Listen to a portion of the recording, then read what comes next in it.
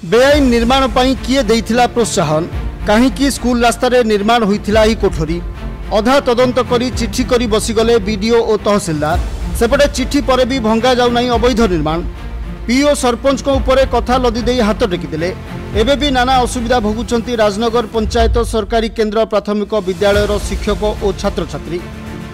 School रास्ता अवरोध कारण जमी रहुछि पाइखाना आवर्जना पानी फल विद्यालय परिवेश अस्वास्थ्यकर एने बारंबार अभियोग पर बीडीओ तहसिलदार और ब्लॉक शिक्षा अधिकारी स्कूल परिदर्शन करथिले।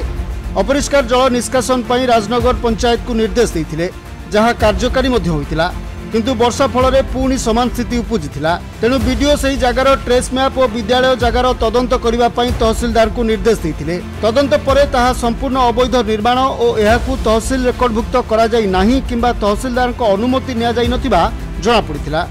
बीडीओ सत्यासत्य जानिबा परे अवैध निर्माण को भांगिबा पई राजनगर पंचायत पीओ एवं सरपंच को चिठी करथिले किंतु यह पर भी निया जाई नहीं कौनसी कार्यानुष्ठान। स्कूल प्रधान शिक्षक मध्य नहीं असंतुष्टि जाहिर करछंती।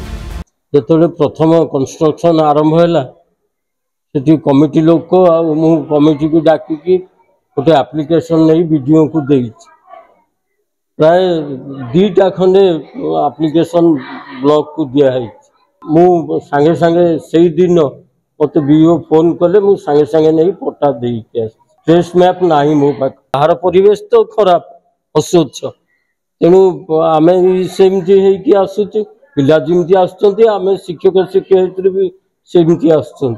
समस्त दिगर जांच पर यही अवैध निर्माण को भांगिबा को निर्देश दिया जाइतिले मध्य काहेकि कार्यानुष्ठान ग्रहण करुनाहांती सरपंच और पीओ कौन सेमानकर स्वार्थ रही एही निर्माण रे कार्यानुष्ठान रे विलंब नहीं पीओ को प्रश्न करिबा परे से सरपंच को ऊपर को कथा लदी देई निजे चुप रही जाइछंती जहाँ दर्शाउछि बीडीओ को निर्देश को मध्य खातिर करुनाहांती पंचायत कार्यनिर्वाही अधिकारी।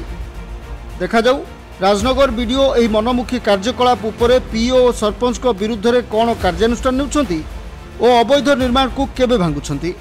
केन्द्रापड़ा राजनगर कैमरा पर्सन विक्रम को सह सत्यप्रकाश सेठी को रिपोर्ट द क्विवर। आम सह जोड़ी हेबा पाई आमकु लाइक फॉलो और सब्सक्राइब करंतु।